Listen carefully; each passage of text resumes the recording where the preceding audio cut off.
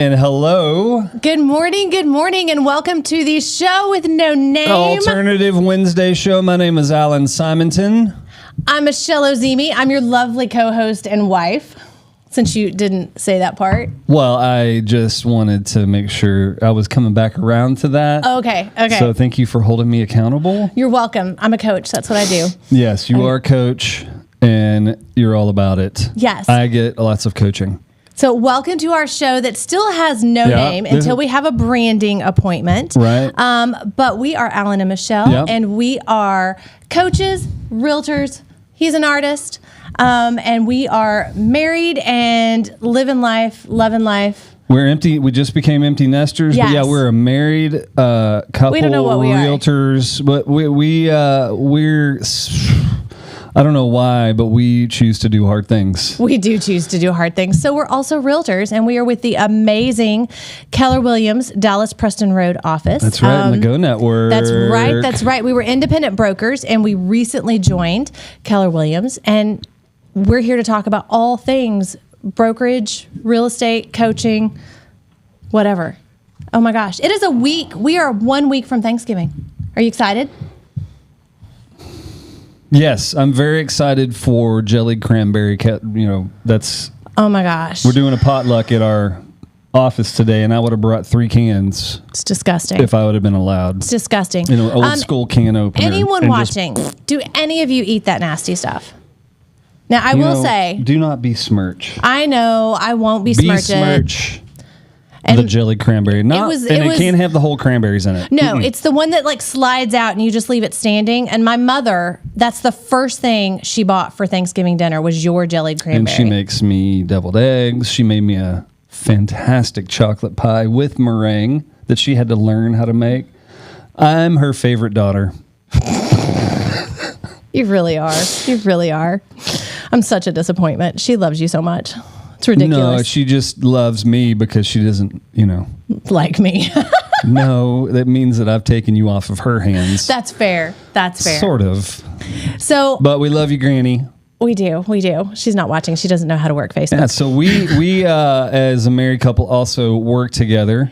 And it was a great time and great decision for us to make that transition from independent brokers, because we have been independent fiercely from the independent. beginning. For my 10 years, for her 20 years. No, not for the full 20 years, but for most of it. Yeah, I got my broker license as soon as I could. And it's definitely been an interesting journey. But what we have learned over the last year, 2 years as independent brokers is there's just, with all of the combining of the big agencies, it's just made it hard to compete and to afford the tools that we really need to serve our customers. And from a realtor standpoint, it's hard to compete just out in the marketplace. And the marketplace is tough right now. What do you mean by tough? I think tough is a relative word. I think it's different. It is different. And it's taking longer to produce a deal.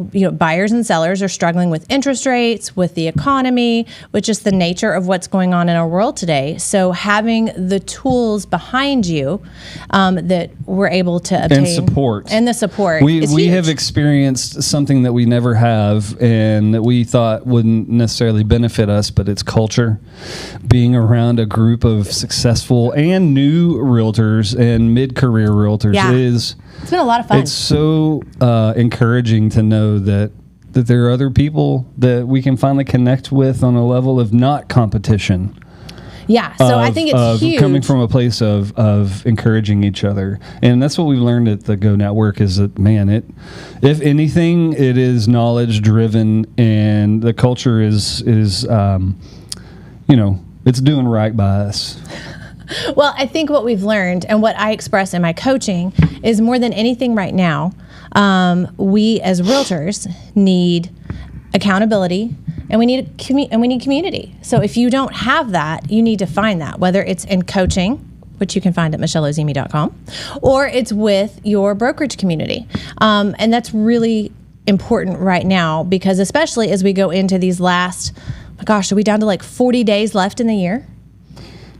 I choose not to count that, but it sounds about right. Let's see. Let's check the old calendar. Yeah, I think we're down to about 40 days left in the year. Well, so we got a week and a half left in November. Yes. And then another 4 weeks to you don't have to do Happy Christmas, Thanksgiving. So, having that community is what's going to help you finish the year strong. And that's huge because more than anything, we need to make sure that we are staying in line with our action steps and following the rest of our business plan through the end of the year so that we can get our goals accomplished and then get ready to start 2026 strong. I know you always encourage people to go back and look at if they even wrote goals. Go back and look at the beginning of the year if you have not been keeping up with it and see where you are. Yeah. Not only see where you are. Compare yourself to yourself, but also determine before you set the goals for 2026, because so many times we just carry them over. How important were they really to you? Because if you didn't accomplish them in 25 or 24 or 23 and you're carrying them over to 2026, let's get realistic about what your goals really are, the why behind the why, and set goals that make sense for you. I agree. And honestly, pursuing sales is really hard. Because when you're saying setting just a sales number? Well, pursuing relationships and how many relationships am I going to grow with towards the end of the year? Because this is the time of season where you're able to get out and be with people and experience that community. And that's where you don't turn it off. Your real estate conversations. Be ready in any season with that. Yeah.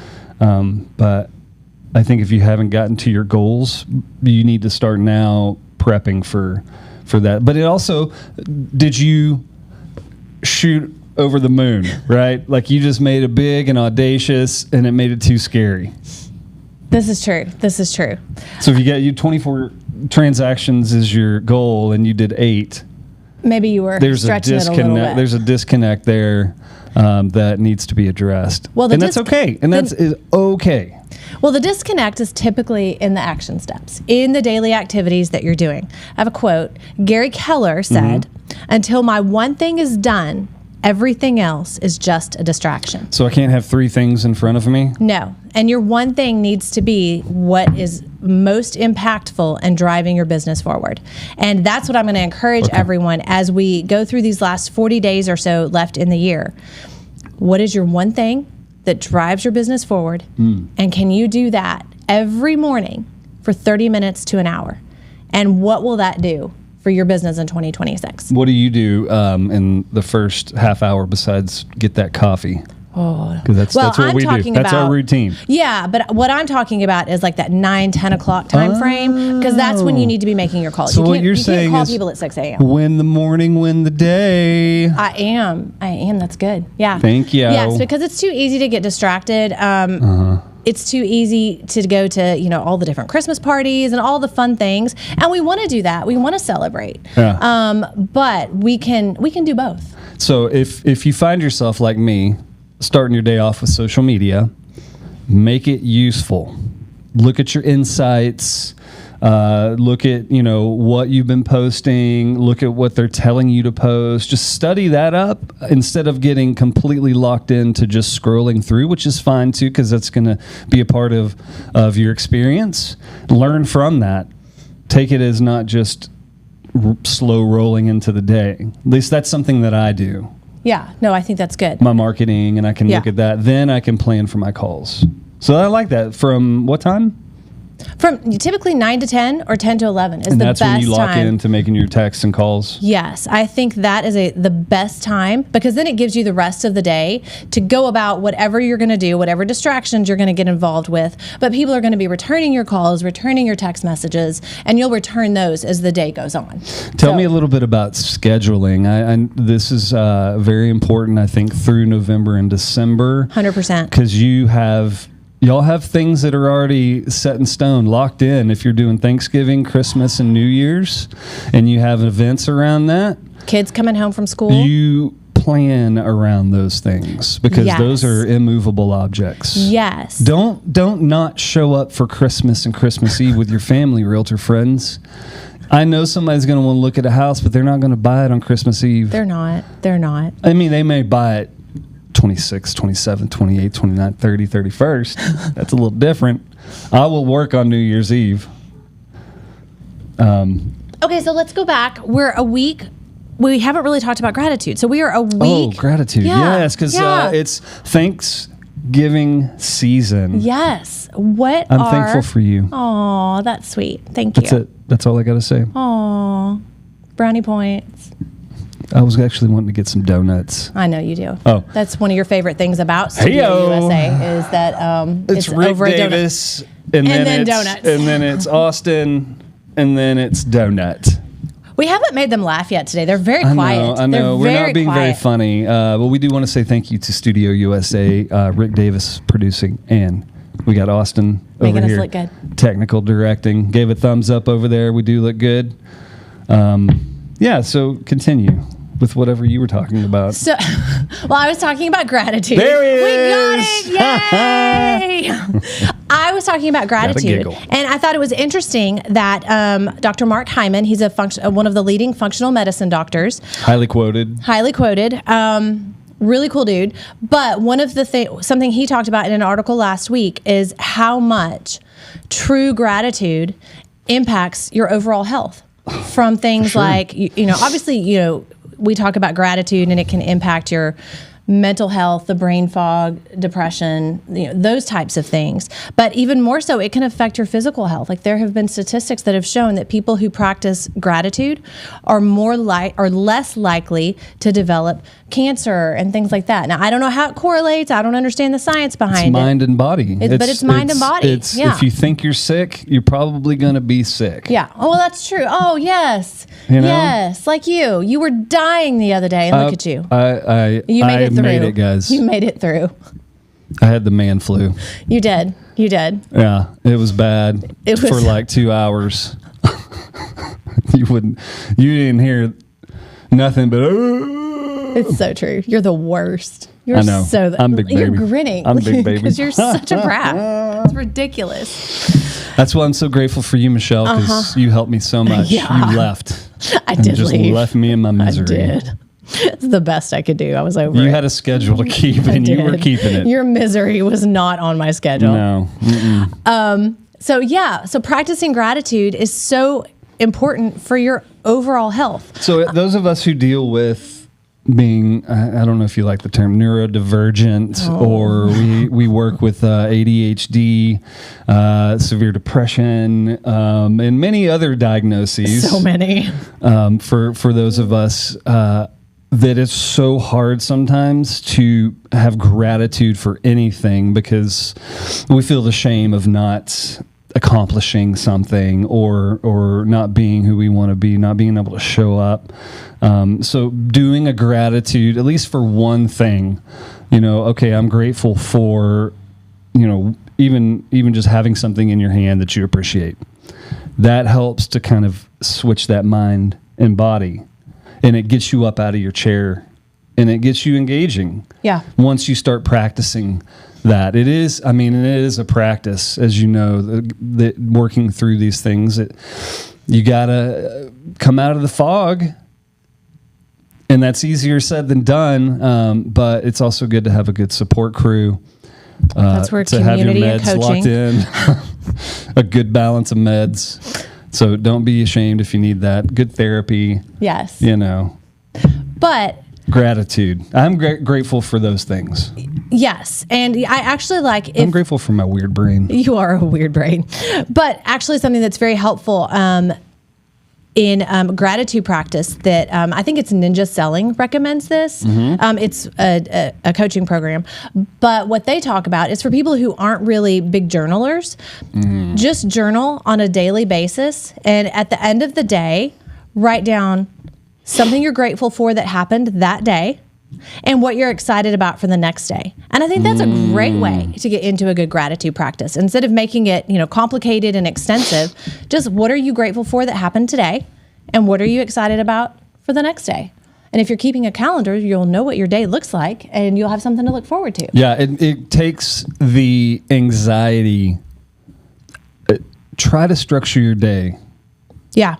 And that's going to schedule your phone calls with your clients. If they're reaching out and they find a home or they have a question or whatever, picking up the phone, unless you're able to, and you've scheduled that, say, what am I trying to say? Protect your peace, protect your professionalism.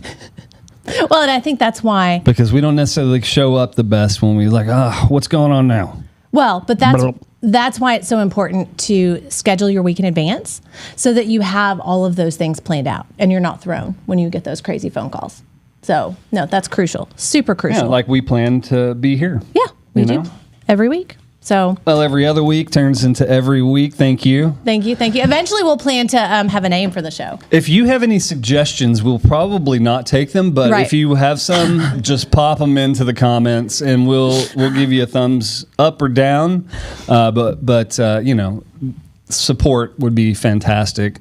Also, like and share our podcast show. We would love that. If you know an agent or someone who's some of your rich friends who like buying art, that'd be really cool. I just thought I'd throw that out there. Never hurts. So we are wrapping up the year. We've only got 40 days left. Why do you keep reminding? Because I think it's exciting. I'm ready for 2026. Are you? Okay. What are you most excited about? Have you thought about that? Have you finished your business planning? Because we have a business planning date next week. Let's see. The 24th. Yes. No, I'm not done. Okay. I think that it's like a flight plan, right? It's always adjusting.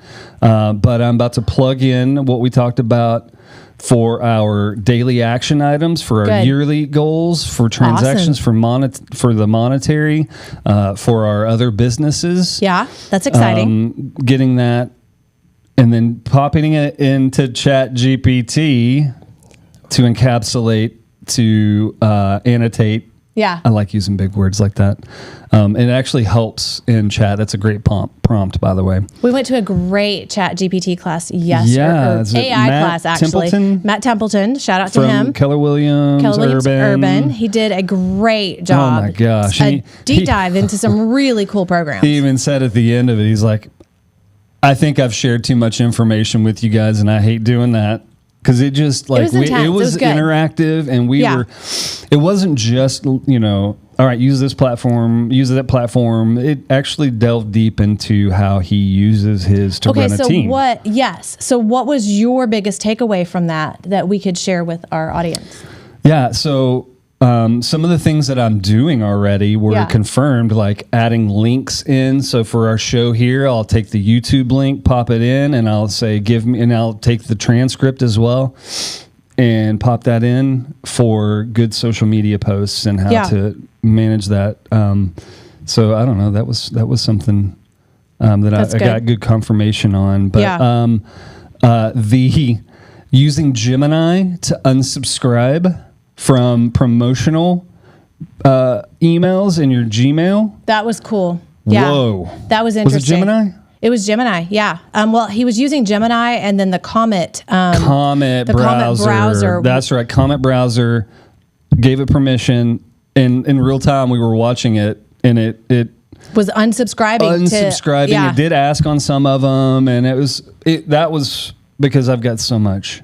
Junk mail. Yeah, which actually I highly recommend cleaning out your email box like that as a part of your business planning and getting ready for 2026. Organization. Get rid of the clutter, and it will help you. That's another thing I'm doing is organizing my resources that I'm going to use and putting them in my little piles that I like. I've taken over the kitchen table. When are you going to organize your studio? Studio's organized. No, I don't think it is. I just don't think it is. Well, I think it is. That's a discussion for later. It's not a discussion because it's... Okay, we maybe have different opinions on what ready is. Guys, to be artsy. Art studio is wherever you go. Oh, yeah. And you go everywhere. And you have little piles. There's little piles everywhere. And little drops of paint. Yeah. I haven't done that yet in the new place. I thought with 3 floors, maybe we could at least keep. By the way, we just moved into a new townhome, by the way, on Lowest Greenville area. And we love it. We love it. We really love it, but I really thought that with 3 floors that there would not be piles everywhere, that there would like at least be 1 floor. Oh, there's 3 floors of stuff. Of piles and the everywhere. Garage. And the garage. So I've just given you like expansion. What is the time expands? Yes, and everything expands to the amount of time and space you give it. Well, unfortunately, I've given Ellen more space to expand. And so there's just piles everywhere. There's so much wall space.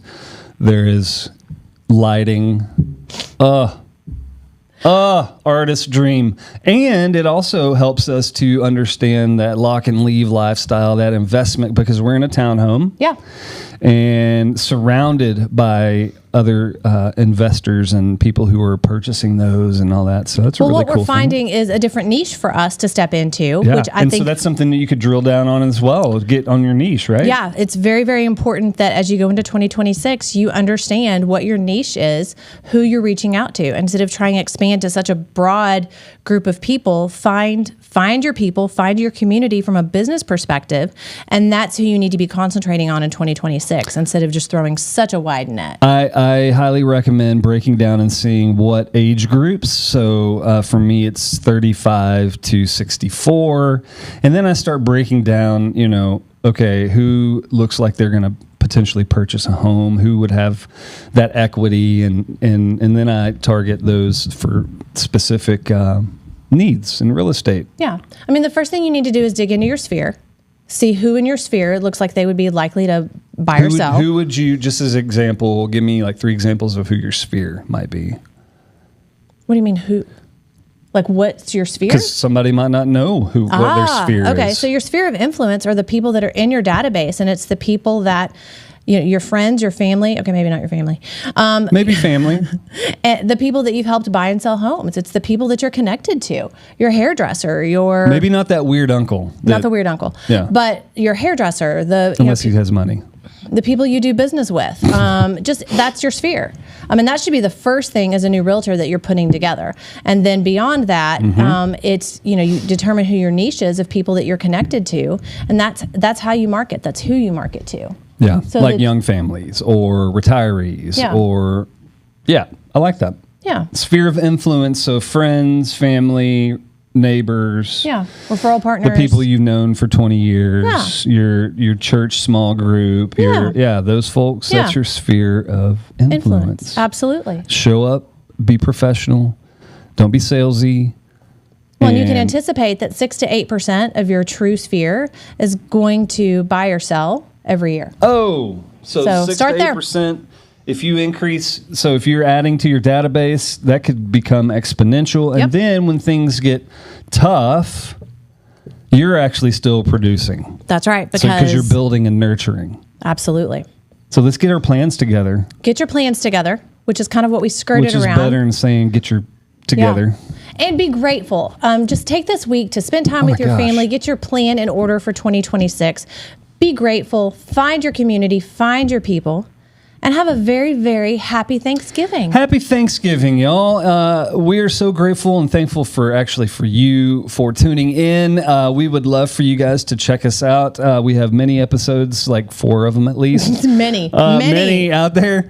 We'll be sharing them on our social medias and YouTube. Look for that StudioUSA and Simonton. Michelle Ozymy. Have a great week, everybody. Happy Thanksgiving.